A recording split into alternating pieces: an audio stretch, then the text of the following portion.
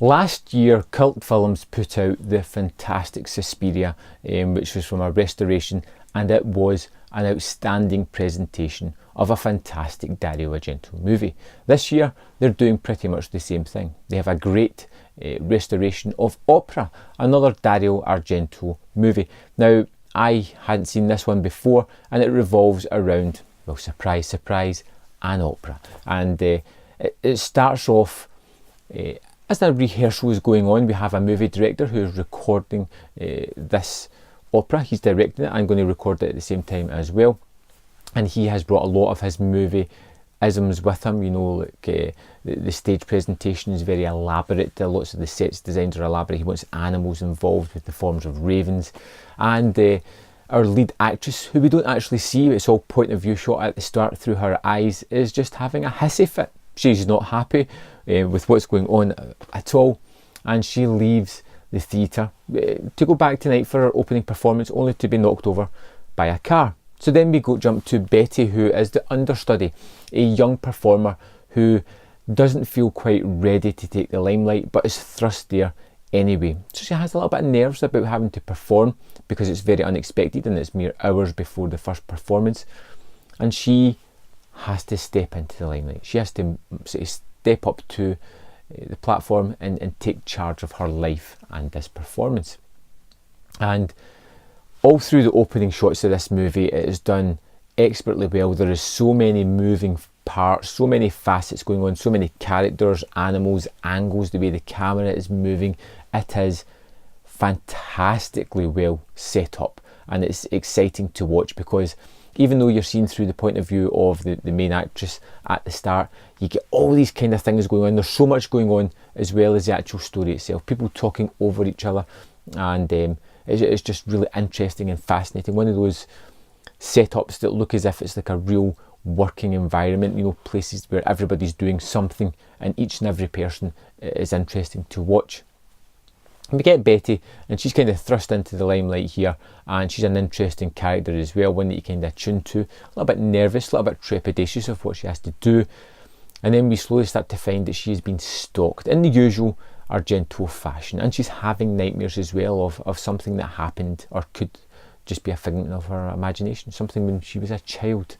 Then we have somebody taunting Betty. I'm starting to see lots of things coming through from various Argento movies. You know, much like Four Flies on Grey Velvet, we have somebody who is taunting this person, you know, catching them, tying them up, and then saying, you know, look, I can have you whenever I want you. It's that kind of haunting, kind of trapping people, you know, giving them no hope whatsoever. And it's using lots of the colours, like from Suspiria. There's lots of the reds and the greens and various bright lights as well in these setups.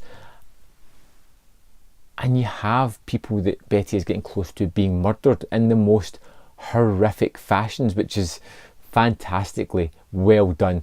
We have her being tied up and forced to watch. Now, much like the cover art shows us, the killer sellotapes needles under her eyes so she cannot close her eyes. So she has to watch what is happening. She has to see the blood and carnage which is happening to the people that she loves and is attached to. It is an interesting and a fascinating decision to have somebody do this. This is somebody that is tearing somebody down, you know, forcing them to watch things that's going to embed themselves onto their soul that they can never break free from. It is a fascinating and horrifying idea. And like all good Giallos, it follows round this character, and it's about the mystery and the playful nature of this killer as he taunts and hunts her down. There is very few moments where I wasn't worried for the character, where I wasn't feeling tense and suspenseful about her. There's fantastic setups. There is moments where you know something is going to happen, and it's stretched out expertly well.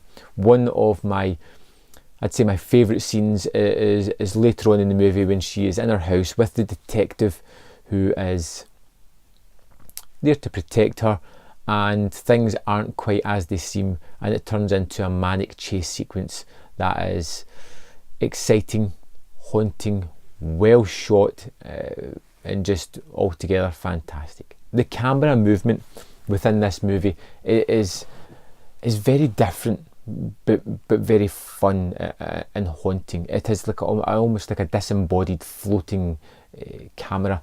The way it moves and weaves around scenes, the way it twists and turns. There's a moment when Betty's climbing into a vent and the camera spins a 180 as she climbs in there, finishing upside down, and it's just strange choices, but it's all fitting. The music for this movie is all operatic, as you would expect, with the exception of the killing sequences, or some of the more tense sequences as well, which are heavy rock goblin type stuff that you're used to with Argento. I really did have an affinity for opera. I loved the characters. I loved the way the movie was shot and set up, the way it had suspense and tension. One thing, if I had to say there was a problem with it, it would be the sort of revelation at the end. It's one of those ones where there's no way you're going to figure out what happened, which, you know, is the usual thing for some of the Giallos, but the killer seems as if it was almost drawn out of a hat and given a quick backstory as to why they would do these things, which is just typical, to be fair. But the movie ends fairly decently enough, and I had an exciting thrill ride with this film. It's another one of these Argento movies that I really do love, you know, and this is, for me, is the year where I've really discovered the man. You know, I did see Suspiria long while back, but it had gone from my memories. This year I've checked out Phenomena, Suspiria, Four Flies and Grey Velvet, and now Opera. And 3 out of those movies I absolutely love, just flat out love, and got straight away. And I'm looking forward to sort of digging into more of his career. Now, there is a couple of things on this disc that are quite interesting as well. We get a backstage, behind the scenes type of thing of Opera, which is 45 minutes long, just in kind of standard definition, but it's just sort of seeing the people work behind the scenes. It's interesting enough, but it's not the most fascinating of extras. We get an interview with Dario Argento, which is about 40 minutes long, which again, the guy is fantastic at just telling a tale. So it's interesting to just let him, you know, give the information to you and be fascinating as it is. And there is a look at the restoration of this, which is about 8.5 minutes long, which I have two minds about. The restoration is, you can't argue against it. It is stunningly done. It is fantastic, but they have cropped the image, cutting off the top and bottom to make it a more widescreen presentation, which, you know, I didn't notice during the movie, but seeing it at the end, you are kind of losing some of that information that's there. But wow, what a job they've done, from seeing the original negative to how they colour graded it and just cleaned it up. It's tremendous amount of work that's been put into this. I love this movie as well. So, as I've told you, the 4 movies that I've loved of Argento, I'd love to know your opinion of Opera and what I should look out at checking next in his filmography, because I'm all the way in now. I want to go and look at more, and I need you guys to give me those recommendations to go and check out. So also, if you're wanting to buy Opera, it's available just now on cultfilms.co.uk. They've got a release there where you can buy it. Other than that, it's coming out on every other platform like Amazon, HMV, those kind of things, in middle of January 2019. Highly suggested picking this one up. Great film. Thanks for watching. See you next time on Man vs. Film.